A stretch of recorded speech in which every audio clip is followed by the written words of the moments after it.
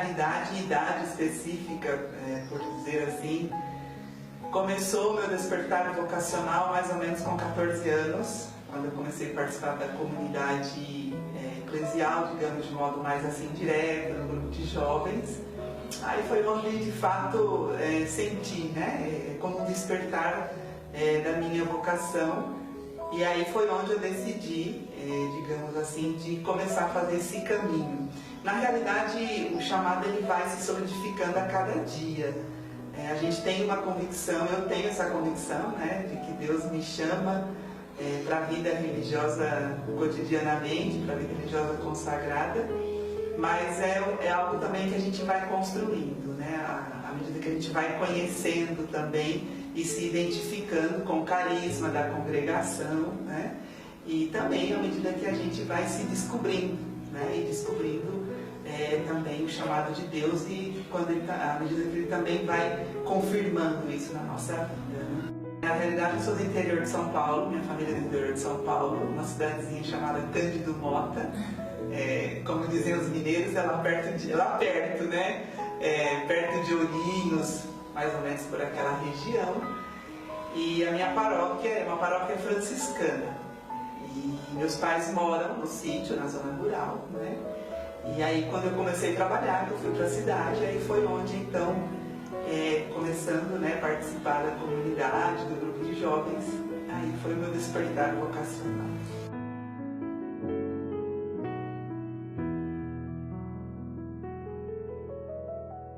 Sim, teve uma pessoa que foi muito significativa e importante para mim. Era uma religiosa, né? Ela trabalhava com a juventude da diocese, irmã Judite. Não era franciscana, mas ela estava a cargo, né, da pastoral da juventude ali da diocese de Assis. E foi assim, eu acredito que um instrumento de Deus na minha vida para esse despertar da minha vocação. Eu vendo ela junto com os jovens, a alegria, a simpatia, a disponibilidade dela e a generosidade de sempre nos acompanhar, de nos escutar. Então isso começou a me chamar a atenção, né? E foi justamente com ela que, aí eu conversando e colocando, né, um pouco as minhas inquietações, comecei então a fazer um caminho de discernimento vocacional para estar, né, digamos, mais atenta ao chamado de Deus naquele momento da minha vida. Então eu acredito que ela, naquele momento, foi assim um instrumento de Deus para dizer, né, eu te chamo, né, estou te chamando. Eu acredito que foi uma influência dos franciscanos na minha paróquia, influência entre aspas, né? Eu acredito muito na ação de Deus, né? Porque Deus ele vai marcando a nossa história, e na realidade, muito tempo atrás já, quando eu tinha por volta de 5, 6 anos, havia acontecido na paróquia as missões franciscanas, e naquela época eu já tinha me marcado muito. Eu acredito, para mim foi muito forte, porque eu tenho muito assim presente, de maneira muito intensa, toda a atividade daquela semana missionária franciscana. E a vida de São Francisco e Santa Clara de Assis me chamavam a atenção. Então, quando os freis, junto com a UFS, que tem na minha cidade, a Ordem Franciscana Secular, faziam as semanas franciscanas, ou quando se celebrava a festa de São Francisco, que relatavam também a vida de São Francisco, de Santa Clara, como foi o processo de conversão, a pobreza e a liberdade de Francisco e de Clara, isso sempre me prendeu muito. Então foi a partir daí, né, que eu comecei a ter um pouco essa inquietação vocacional. E com a ajuda desta irmã, que não era franciscana, ela pertence a uma outra congregação religiosa, a gente conseguiu juntas, né, ela me ajudando, a ir também encontrando, né, que o carisma, o chamado que Deus me fazia era em uma congregação de carisma franciscano.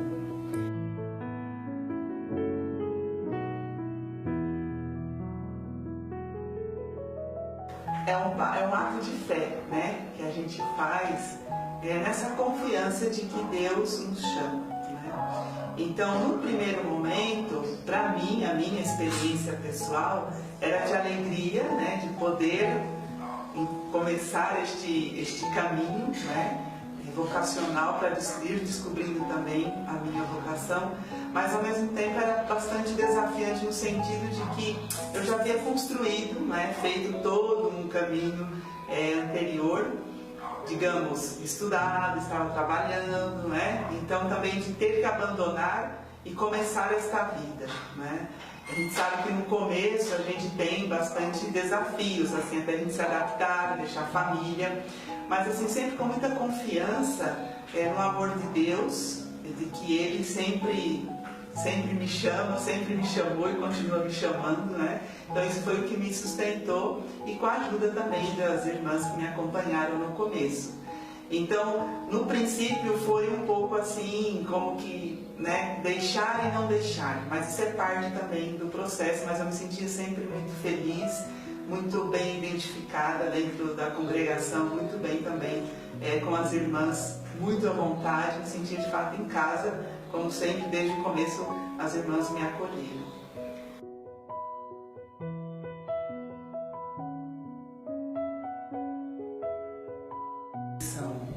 A missão é em qualquer lugar, né? A gente não precisa ir numa missão adiante, fora do país, ou para um outro estado, ou numa periferia somente. A missão, ela começa para nós, né, consagradas, ela começa já dentro da própria comunidade, né?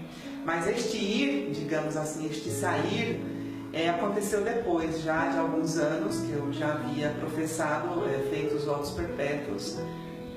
Então, dentro de uma necessidade, digamos assim, né, eu me coloquei à disposição de ir para a missão na Argentina, onde nós temos uma comunidade. E aí, dentro dessa disposição, né, surgiu então a possibilidade de estar indo, de estar lá junto àquele povo que me recebeu com tanto carinho. Foram 3 anos, né, de experiência na Argentina. E também eu fui para o Maranhão antes, eu havia feito uma experiência já no Maranhão de 4 anos, que é uma realidade também diferente da nossa, daqui, São Paulo, digamos assim, né? Mas a missão, ela é isso, né? Eu acredito que hoje com o Papa Francisco, inclusive, se atualizou, né, esse conceito de missão.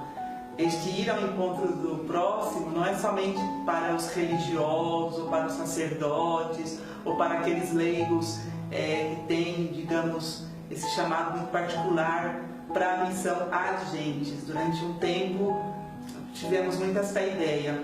Então a missão já começa aqui, né? Eu fiz uma experiência muito bonita nestes últimos 3 anos na Argentina, né? E uma experiência que marcou muito foi uma missão que nós fizemos numa tribo, uma região indígena da Argentina, que na realidade era algo que eu já ansiava há muito tempo, né? Desde quando eu senti esse chamado à vida consagrada e junto à vida missionária também, né? Bem junto, eu acredito, para mim bem junto, foi essa experiência junto aos indígenas na Argentina, de vê-los dentro do seu contexto cultural e religioso também diferente da gente e poder estabelecer um diálogo, né, e uma comunhão. Embora eles tenham a sua expressão religiosa diferente da nossa, mas é algo assim foi algo muito forte, né, de estarmos muito unidos nesta comunhão, mas sabendo que cada um tinha o seu modo, né, o seu modo de crer em Deus, digamos assim, né, eles com as suas divindades, o seu modo de rezar, de cantar através da dança, né, o seu modo de expressar a sua fé. Então isso me marcou profundamente na Argentina. Maranhão também me marcou bastante, né, junto um trabalho, foi muito assim um trabalho com o povo, né, e não digo que no Maranhão tive um momento que me marcou, mas a missão como um todo foi muito forte, porque eu estava muito conectada àquela gente, nos trabalhos, nas atividades, na pastoral, e não era algo só, digamos, por pastoral, como, vou lá estar junto, não, era algo mais intenso. O povo nordestino, ele é muito afetivo, então acredito que isso como diz na Argentina, isso me atrapou, né? Isso me agarrou. Então essa proximidade deles, né, são muito simples, são muito abertos. Então, isso me marcou também no Maranhão, uma abertura e uma acolhida, né, que o povo nordestino tem, que para mim foi muito assim marcante no sentido de poder me lançar naquela missão durante o tempo que eu estive lá no Maranhão. E claro, na Argentina, essa experiência também com os indígenas, e também me lembrei de uma outra experiência que eu acompanhava a família dos jovens dependentes químicos, lá chamada de pastoral das adições, seria como a nossa pastoral da sobriedade aqui no Brasil. Então, isso também me marcou, porque tocar, o que o Papa Francisco fala, de tocar a ferida, a chaga do outro, de acompanhar aquelas famílias que chegavam muito feridas por toda a situação que estavam vivendo, e escutá-las na sua dor e sentir também, né, junto com eles. Isso foi algo que me chocou, que no começo eu tive um pouco de dificuldade de acompanhá-los, porque escutar eram situações muito dolorosas. Mas com a graça de Deus, e Deus foi me preparando para isso, eu fui também me fortalecendo junto com eles e trabalhando também outras questões que acompanhá-los, né, também na minha consagração, no meu modo de viver, né, o meu chamado, a proposta que Deus, o projeto de Deus na minha vida. Então isso foi algo muito profundo e intenso para mim na Argentina também, com as famílias dos dependentes químicos.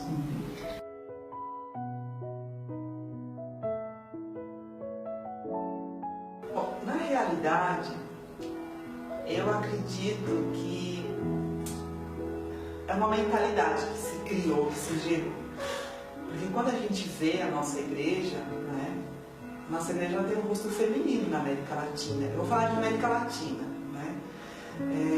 Eu me lembro do Papa Francisco, agora quando ele, não me lembro se foi no México, né, nas últimas viagens dele aqui pela América Latina, ele colocou que tinha 3 aspectos, o rosto da América Latina era feminino, jovem, o terceiro também não me lembro, mas era alguma coisa assim. Mas para dizer que o futuro da igreja na América Latina é um rosto feminino, tá? Um rosto feminino. Então, para mim, é uma mentalidade que se gerou dentro, digamos, de um momento da nossa igreja, influenciada por uma mentalidade clerical, né? Então, eu acredito assim muito no protagonismo da mulher, e tem muitas mulheres que são protagonistas dentro da nossa igreja. Talvez não apareçam tanto quanto os sacerdotes, bispos, etc. Mas a gente sabe que tem, né? E a mulher, ela vai ganhando também o seu espaço com o seu jeito, né? O jeito de nós vivermos o nosso ser feminino dentro da nossa igreja, né? Então, assim, eu acredito que, como o Papa Francisco, isso se abriu, né? Digamos, ajudou a clarear. Mas eu acredito que a gente tem que tomar cuidado com essa mentalidade um pouco clerical, que foi devido ao próprio processo histórico da nossa igreja. A gente sabe, marcado historicamente, né? Digamos assim, que se formou esta ideia. E nós também, mulheres, precisamos ter um pouco essa atenção de quantas vezes nós também não estamos, talvez, influenciados por uma mentalidade machista e talvez até clerical, de achar que nós não podemos ou que nós não temos espaço. Como eu disse, talvez não se dá tanta visibilidade, né, a presença da mulher, mas que tem. É interessante quando a gente participa das missas, né, a maioria que a gente vê dentro da igreja são mulheres.